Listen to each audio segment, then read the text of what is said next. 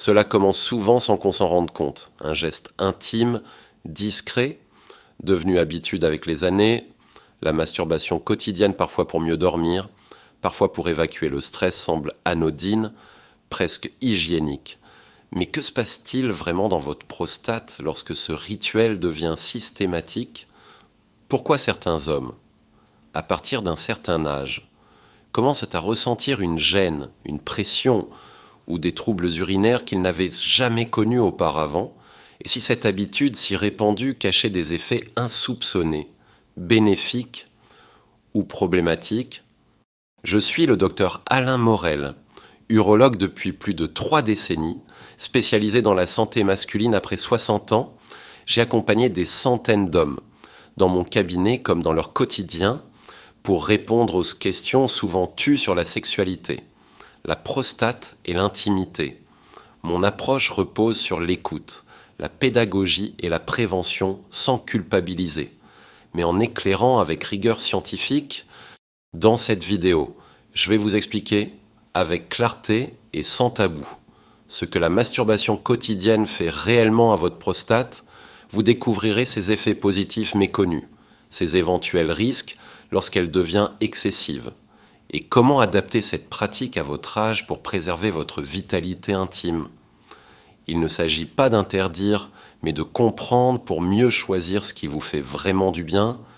Chez les hommes, après 60 ans, la prostate évolue lentement mais inévitablement. Elle devient plus sensible, plus volumineuse, parfois sujette à des inflammations discrètes mais chroniques. Pourtant, peu d'hommes réalisent que la qualité de la circulation sanguine autour de cette glande joue un rôle fondamental dans sa santé. Et c'est ici que la masturbation régulière dans certaines conditions peut intervenir comme un facteur de soutien. Sur le plan physiologique, l'éjaculation déclenche une série de contractions musculaires réflexes qui mobilisent le périnée, les vésicules séminales et la prostate elle-même. Ce mouvement naturel agit comme une pompe, facilitant l'évacuation des sécrétions prostatiques et stimulant la microcirculation autour de la glande. C'est un peu comme ouvrir les fenêtres pour aérer une pièce, cela réduit la stagnation, améliore l'oxygénation et peut prévenir certaines formes d'engorgement prostatique. De nombreux urologues reconnaissent que, chez les hommes peu actifs sexuellement, l'éjaculation régulière permet de maintenir une certaine fluidité dans le fonctionnement prostatique. Elle diminue la concentration locale de certaines protéines inflammatoires, réduit la pression interne et prévient potentiellement les sensations de pesanteur pelvienne. Ce phénomène est parfois observé chez des hommes sédentaires ou veufs, qui rapportent un soulagement notable après quelques semaines de reprise d'activité sexuelle modérée, y compris en solitaire. Mais attention, comme tout mécanisme biologique, l'équilibre est subtil. Une stimulation trop fréquente plusieurs fois par jour, ou vécue dans la compulsion, peut produire l'effet inverse, congestion des tissus. Micro-inflammation, fatigue nerveuse locale, ce n'est pas tant l'acte en lui-même qui est en cause, mais sa fréquence, sa brutalité, ou l'absence d'écoute du corps.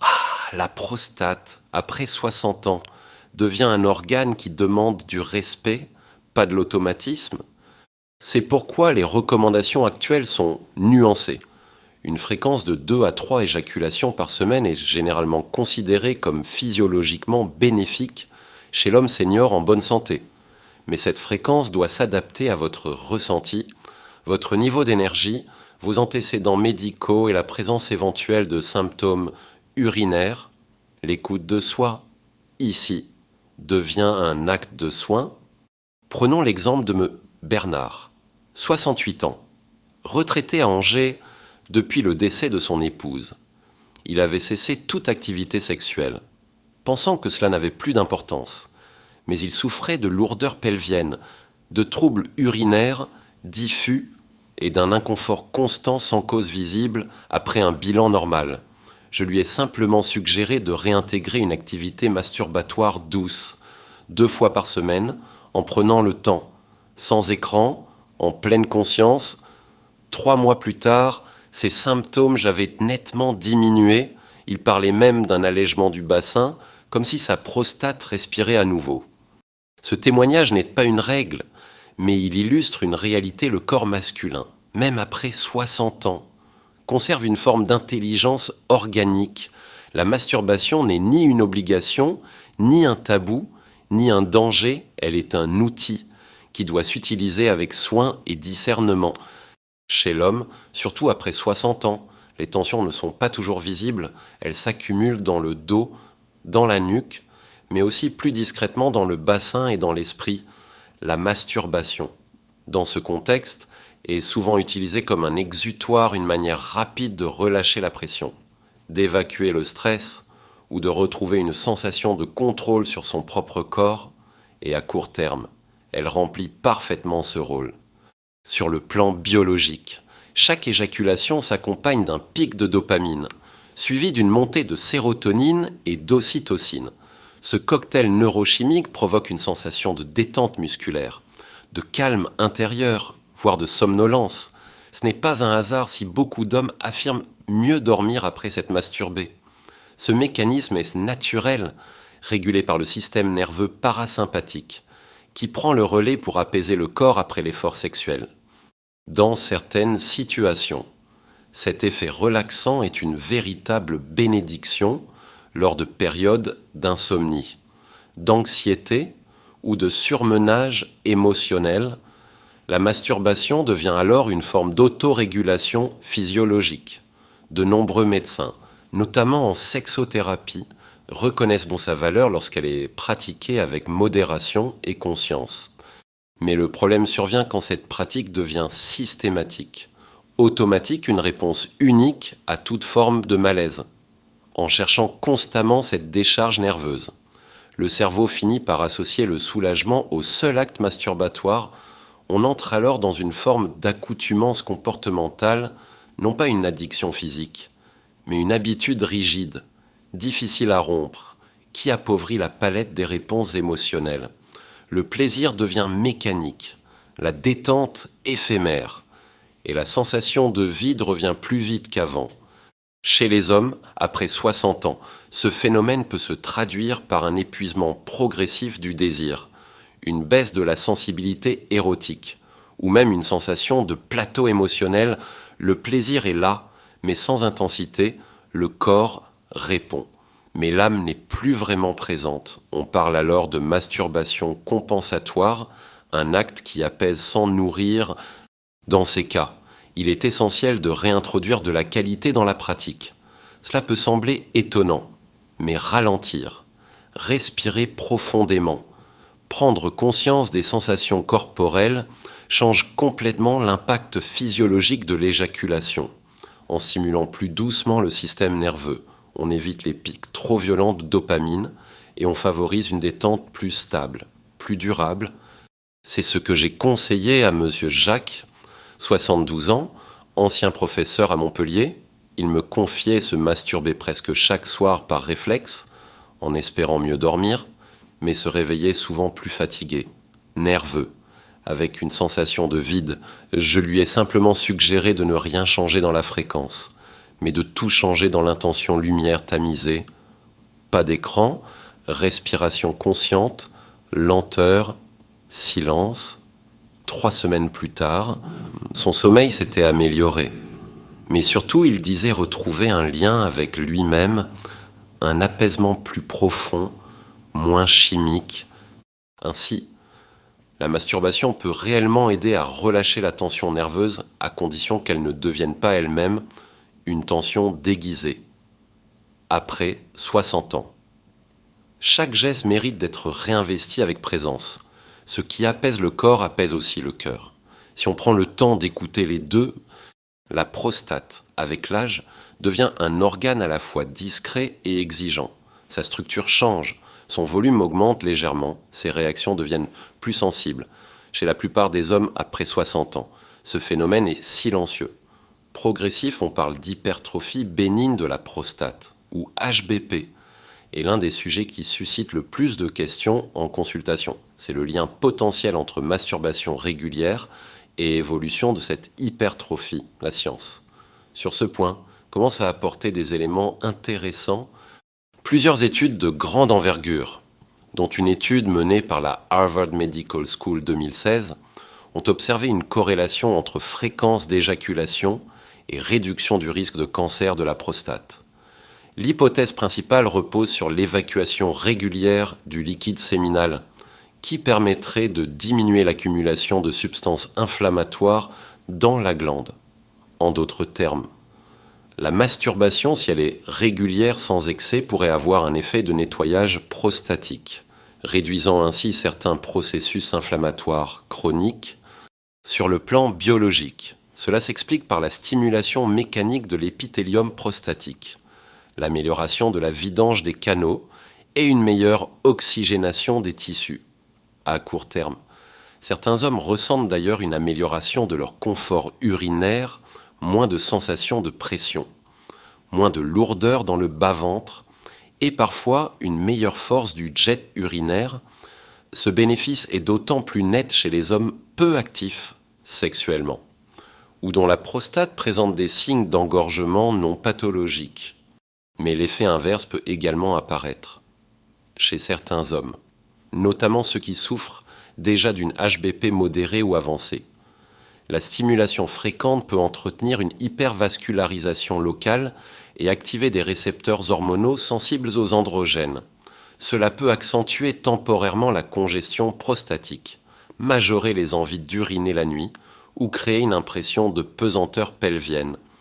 Le tissu prostatique, enflammé ou engorgé, réagit mal aux sollicitations répétées. Même si l'intention est anodine, c'est pourquoi il est essentiel de ne pas généraliser. La masturbation peut être un allié pour certains profils et un facteur aggravant pour d'autres. La clé réside dans l'écoute de ses propres signes, fréquence des mictions nocturnes, qualité du jet urinaire, douleur ou gêne post-éjaculatoire ou impression de ne jamais vider complètement la vessie. Ces signaux doivent guider l'ajustement du rythme et de l'intensité de la pratique. C'est ce qu'a compris M. Gilbert, 70 ans, ancien chef d'entreprise à Nantes. Il se plaignait d'uriner 4 à 5 fois par nuit. Malgré des examens normaux, sa pratique masturbatoire était quotidienne, presque mécanique. Comme un somnifère, je lui ai proposé un test simple, suspendre cette habitude pendant 10 jours, puis reprendre à un rythme plus espacé, en observant ses réactions. Résultat, une nette amélioration de son confort nocturne, moins de pression pelvienne, et un retour progressif à un rythme mieux toléré 2 fois par semaine. En pleine journée, avec plus de lenteur. Ainsi, la masturbation quotidienne n'est pas intrinsèquement dangereuse pour la prostate. Elle peut même, dans certains cas, participer à la prévention inflammatoire, mais lorsqu'elle devient trop fréquente, trop intense ou mal adaptée à l'état prostatique de l'homme senior, elle risque d'entretenir un terrain congestif, voire inflammatoire. Après 60 ans, il ne s'agit plus de quantité, mais d'adéquation. Il existe un territoire que peu d'hommes connaissent être vraiment le plancher pelvien. Pourtant, c'est une zone clé pour la santé sexuelle, urinaire et même prostatique, située entre le pubis et le coccyx. Cet ensemble de muscles soutient la vessie, la prostate, le rectum et participe activement à l'érection, à l'éjaculation, au contrôle des urines lors de la masturbation. Ce plancher est systématiquement sollicité, parfois de manière bénéfique, parfois de façon problématique. Sur le plan biologique, l'érection entraîne une contraction réflexe des muscles du périnée. L'éjaculation, elle, déclenche une série de contractions rythmiques, pilotées par le muscle bulbo-spongieux et les fibres périnéales profondes. Ce phénomène contribue à exercer cette zone musculaire, à renforcer sa tonicité et à maintenir un bon contrôle neuromusculaire chez les hommes après 60 ans, dont le tonus général diminue naturellement. Cet effet peut être particulièrement utile. De plus, une bonne santé du plancher pelvien participe à la prévention de certains troubles fréquents chez les seniors, fuites urinaires, faiblesse de l'érection, sensation de relâchement ou de lourdeur dans le bassin. Ainsi, une masturbation pratiquée avec conscience, dans une posture physiologique, allongée sur le dos ou semi-assis, avec une respiration calme, peut devenir une forme de gymnastique intime, douce mais efficace. Cependant, l'excès ou la brutalité changent totalement la donne. Une stimulation répétée, dans des positions inconfortables, associée à une contraction volontaire excessive du périnée, souvent dans la recherche d'un plaisir plus intense, peut créer une hypertonicité chronique. Cela signifie que les muscles restent en tension permanente, ne se relâchent plus totalement et deviennent douloureux. On parle alors de syndrome myofascial pelvien, un trouble encore peu connu, mais responsable de douleurs diffuses, de gêne pendant ou après l'éjaculation, voire d'irritation prostatique secondaire. C'est une situation que j'ai souvent rencontrée chez des hommes qui, sans s'en rendre compte, serrent trop pendant la masturbation, parfois par habitude, parfois par manque d'information, le corps, à force, finit par se contracter même au repos. Cela peut entraîner des symptômes flous, mais réelles pesanteurs périnéales, difficulté à uriner sans effort, ou fatigue sexuelle sans cause hormonale. C'est exactement ce qu'a vécu Meus Jean-Louis, 66 ans, ancien coureur amateur à Toulouse. Il s'était toujours cru en forme, mais ressentait depuis des mois une gêne pelvienne persistante, comme une tension qui ne le quittait jamais. Aucun examen ne révélait d'anomalie organique. En discutant, nous avons mis en lumière une pratique masturbatoire très régulière, presque quotidienne, avec une contraction volontaire intense, en intégrant des exercices de relâchement périnéal, en espaçant les stimulations et en pratiquant la respiration abdominale pendant l'acte. Ces symptômes ont diminué en 4 semaines. Ce témoignage rappelle une chose essentielle: les muscles, comme le cœur ou les poumons, ont besoin d'équilibre, ni faiblesse, ni tension chronique. La masturbation peut être un levier d'entretien de cette zone, à condition qu'elle soit respectueuse du rythme naturel du corps. Pour cela, je recommande aux hommes de plus de 60 ans d'éviter les contractions forcées, de privilégier des positions qui détendent le bassin, de pratiquer l'éjaculation sans précipitation et surtout de respirer. Ce qui soutient la prostate ne vient pas seulement des gestes visibles, mais aussi de la qualité de ce qui les entoure. Le plancher pelvien est votre base. Entretenez-la comme on entretient un sol avec souplesse, patience et régularité. Ce que vous venez de découvrir n'est ni une condamnation, ni une injonction, c'est une invitation à mieux comprendre votre corps, votre histoire et votre rythme.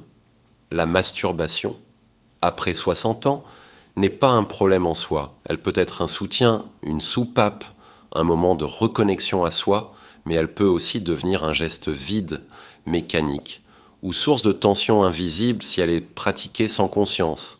Le cœur du message est là, ce n'est pas la fréquence qui compte, mais la qualité, la présence, l'écoute que vous vous offrez à travers ce geste en apprenant à reconnaître les signaux de votre prostate, la réactivité de votre plancher pelvien et l'effet de vos habitudes sur votre bien-être général. Vous reprenez une forme de souveraineté sur votre intimité, et cette souveraineté, elle ne se mesure pas à la performance, mais à la paix intérieure qu'elle vous apporte. Si cette vidéo vous a permis d'éclairer un doute, de poser un mot sur une sensation, ou simplement de vous sentir moins seul face à vos questions intimes, alors elle a déjà rempli sa mission. N'hésitez pas à la partager avec d'autres hommes de votre entourage, car trop souvent, ces sujets restent confinés dans le silence. Si vous souhaitez que j'aborde d'autres thèmes liés à la prostate, à la sexualité ou au vieillissement masculin, dites-le moi en commentaire. Chaque expérience, chaque question mérite d'être entendue, et souvenez-vous, à 60 ans, 70 ans ou plus, votre corps reste vivant, sensible, digne de soins et de respect. Continuez à l'écouter, continuez à vous écouter.